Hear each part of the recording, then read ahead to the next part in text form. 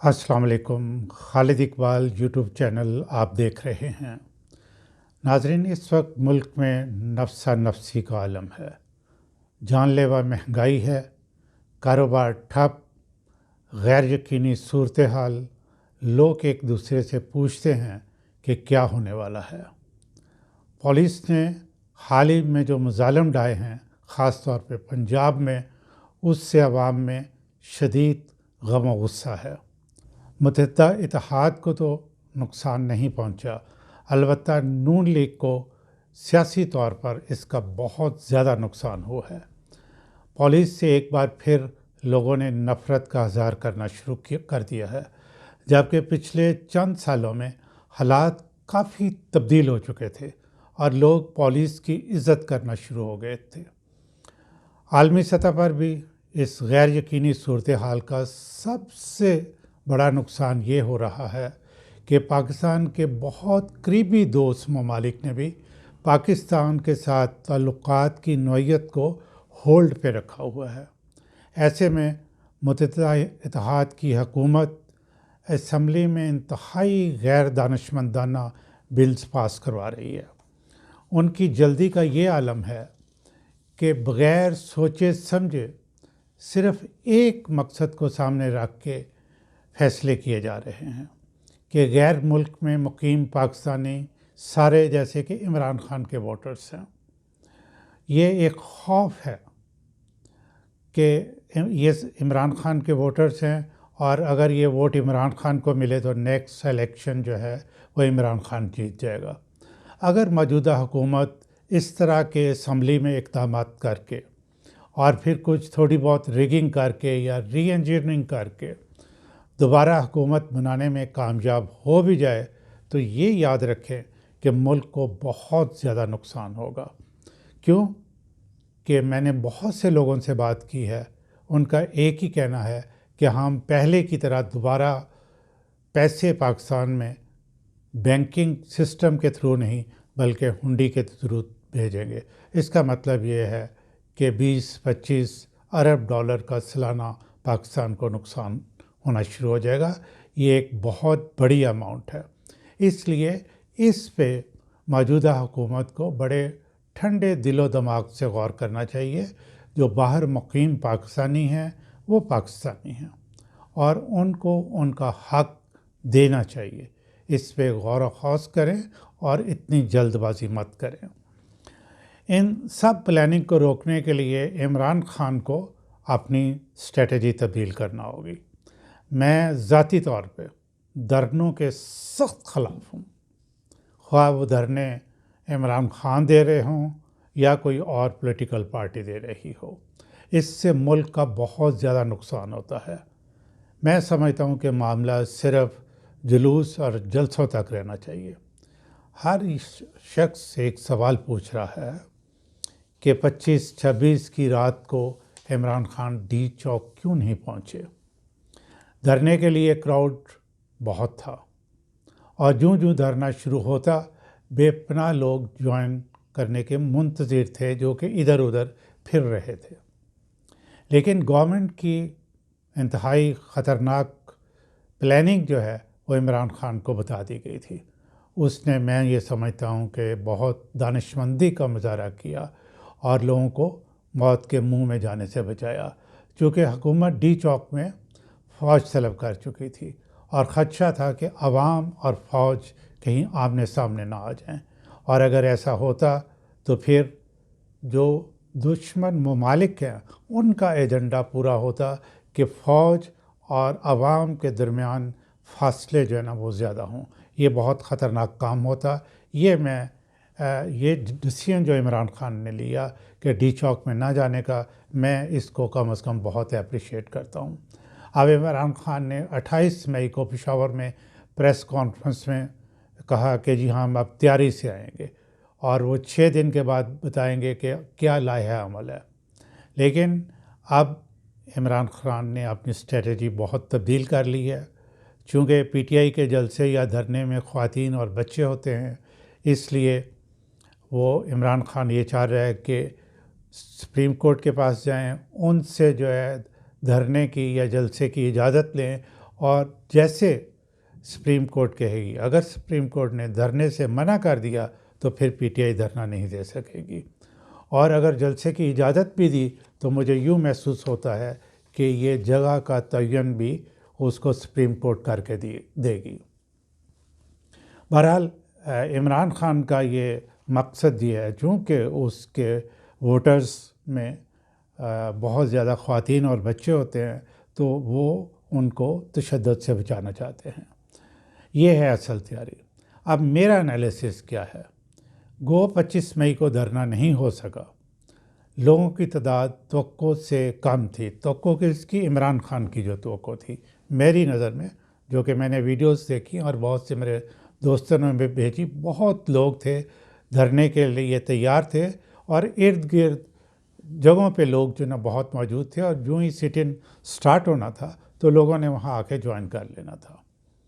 بہرحال P T I نے اپنے ووٹ بینک میں اس سے بہت اضافہ کر لیا ہے، اور ایک اور اضافہ ہونے کی وجہ یہ ہے کہ جس طرح پولیس میں پنجاب میں تشدد کیا ہے، اس سے نون لیگ کے ووٹوں میں کمی واقع ہوئی ہے۔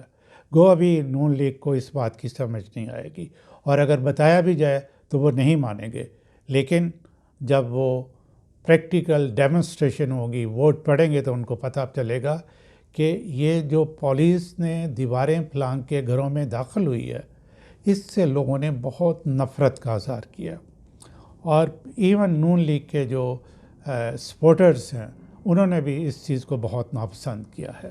دوسرا، ڈی چوک میں جو پولیس نے زہریلی گیس کا استعمال کیا ہے، اس نے جلتی پر تیل کا کام کیا ہے، اور پھر نون لیگ کے جو کچھ رہنما ہیں ان کے بیانات بھی اس طرح ہیں کہ لوگ بڑا نفرت کا اظہار کر رہے ہیں۔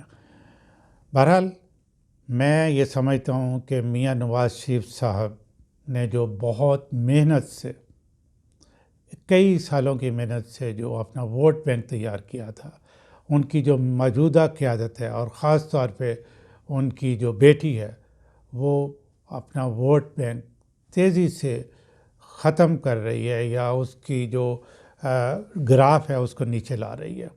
آپ پی ٹی آئی کو عقل مندی اور اسٹریٹجک ویژن کا مظاہرہ کرنا چاہیے۔ وہ کیا ہے؟ یہ میری سجیشن ہے کہ پی ٹی آئی کو قومی اسمبلی میں واپس چلا جانا چاہیے۔ کیوں؟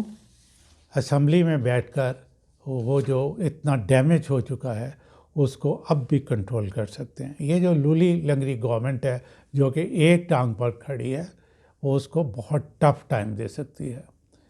ڈی چوک میں جو آنسو گیس کے شیل استعمال ہوئے ہیں، ان کے خلاف کورٹ میں جب جائے گی تو اس کا اسمبلی میں موجود ہونے کا فائدہ ہوگا۔ اسمبلی میں اس بات پہ ہنگامہ کر سکتے ہیں اور اپنی کچھ ڈیمانڈز منوا سکتے ہیں۔ ویسے بھی یوں اسمبلی سے ریزائن کرنا، کروڑوں لوگ جنہوں نے ان کو ووٹ دیے ہیں ان کے ساتھ میں یہ سمجھتا ہوں کہ دھوکہ دہی ہے، کیونکہ ووٹ اس لیے دیے گئے کہ آپ اسمبلی میں جا کے بیٹھیں اور قانون سازی کریں، یہ نہیں کہ جب جو ہے عمران خان کا جی چاہے اور اسمبلیوں سے وہ ریزائن کر کے باہر آ جائے۔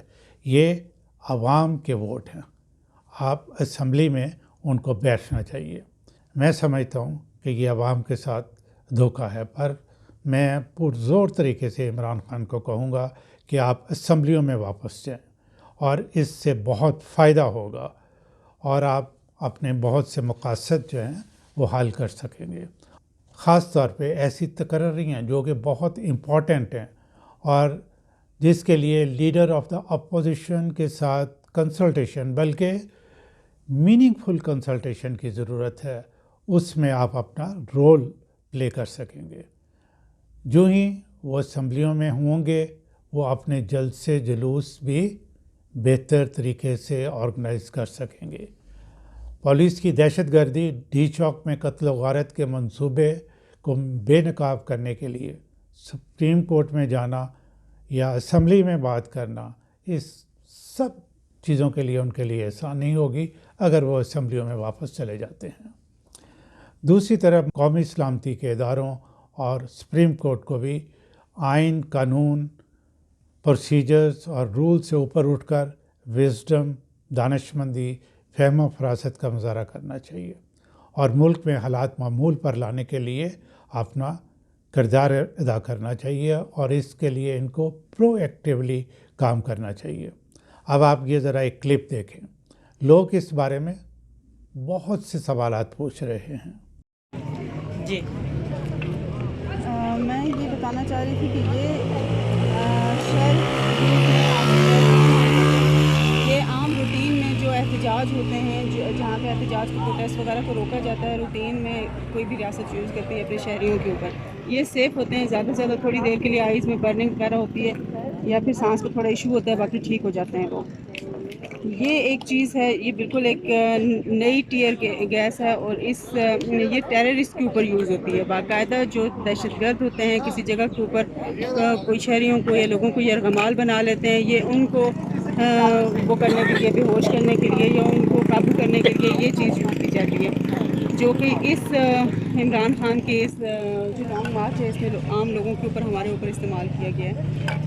پھر یہ چیز، یہ بیلٹ گنز ہیں، کشمیر کے اندر انڈین فورسز کشمیریوں کے اوپر یوز کرتی ہے اور یہاں پر ہماری امپورٹڈ گورنمنٹ نے ہمارے لوگوں کے اوپر، اپنے پاکستانیوں کے اوپر استعمال کیا ہے اور جس سے شدید نقصان پہنچا ہے عام عوام کو، عام لوگوں کو، اور جو اس کی جتنی مذمت کی جائے کم ہے۔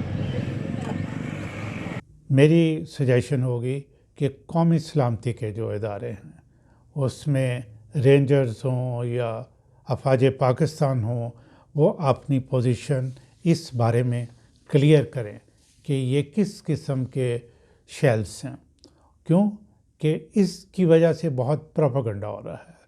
اب میں آپ کو یہ بتا دوں کہ دشمن عوام کی صفوں میں گھس چکے ہیں۔ قومی سلامتی کے اداروں کے خلاف بے پناہ پروپیگنڈا کیا جا رہا ہے اور عوام میں اور ان کے درمیان نفرت کی دیواریں جو ہیں وہ اونچی کی جا رہی ہیں۔ اس سے ملک کو بہت نقصان ہو رہا ہے۔ ہمیں بیک گیئر لگانے کی ضرورت ہے۔ افواج پاکستان اور عوام کے درمیان جلد از جلد ہر قسم کی نفرتیں ختم ہونا چاہیے، اعتماد بحال ہونا چاہیے۔ یہ ہماری اپنی فوج ہے، نہ صرف ہماری سرحدوں کی حفاظت کرتی ہے بلکہ ہماری حفاظت کی ہر طریقے سے ذمہ داری اس پر ہے۔ میں ناظرین ایک اور نیکسٹ ویڈیو بناؤں گا جو کہ 5th جنریشن وار کے بارے میں ہے، کس طرح فوج اپنے ملک کو پروٹیکٹ کرنے کے لیے اس میں اپنا کردار ادا کر سکتی ہے۔ اس پر ایکشن ضروری اور ارجنٹ ہے۔ میں سمجھتا ہوں کہ افواج پاکستان کو نان پولیٹیکل لوگوں سے، محب وطن پاکستانیوں سے مشاورت کرنی چاہیے کہ کس طریقے سے دشمن نے عوام اور افواج پاکستان کے درمیان جو دیوار کھڑی کرنے کی کوشش کی ہے اور اس میں کسی حد تک کامیاب ہوا ہے، اس کو کیسے ڈسمینٹل کیا جائے اور یہ ایک باہمی اعتماد کا رشتہ کیسے بحال کیا جائے۔ اللہ پاکستان کو اپنے حفظ و امان میں رکھے اور میرے ناظرین کے لیے میری بہت دعائیں۔